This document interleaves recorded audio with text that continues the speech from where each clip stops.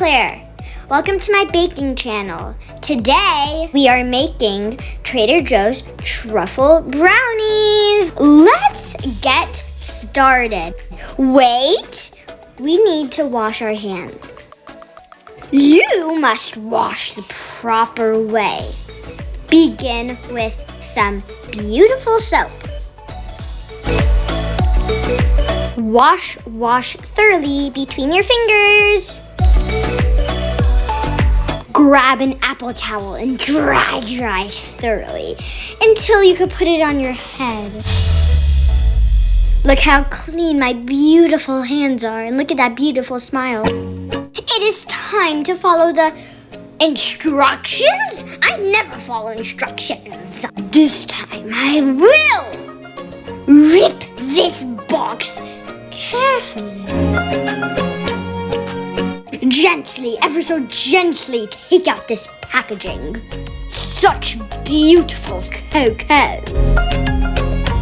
Stare at the oven for just a moment and set it to 350 degrees Fahrenheit. Grab some scissors, make sure your parents approve of it, and snip, snip, snip.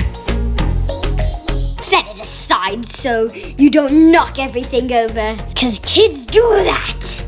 To melt butter, grab a microwave-safe bowl.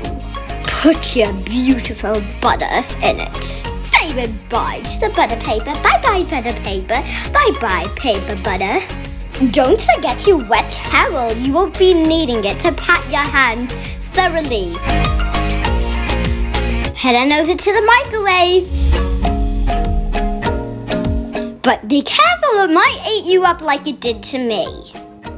Butter in, me out. Don't forget to cover it. Depending on the microwave, 44 seconds or a bit more will do. Meanwhile, get the whisk ready. Let's hope the butter is ready. Oh, I heard it. Let's go. Here's what it's supposed to look like. Frothy. Oh, no. Do not touch. Get a grown-up to help you, like my beautiful aunt. Oh, look at that luscious butter. Oh, but no, do not touch it. Way too hot. It's time to put 2 eggs in. Ask a grown-up for help, or if your grown-up wants you to do it by yourself. It's gonna be okay. Oh, such a helpful little towel. Good for egg messes. Whisk the eggs until very frothy. Then add your cocoa powder. Mix the cocoa powder with the eggs and melted butter until it is no longer light brown. Here's some no-stick bakery spray. This is called Bake Clean ZT. You could buy it on Amazon. Spray it in the pan and spread it out. Don't forget the side.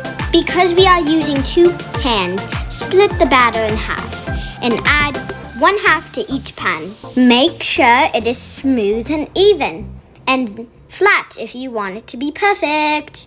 Wipe the extra off of the edges so it doesn't burn. It will cook for 15 to 20 minutes, depending on your oven. A little bit more if your oven is worse. But ours is brand new. Make sure a grown-up helps you take it out of the oven and test it with a toothpick. If it comes out with batter, then don't eat it yet. Leave it in the oven for another 5 to 6 minutes. And if it comes out like that again, then leave it in for a couple more times. Looks like the toothpick came out clean this time.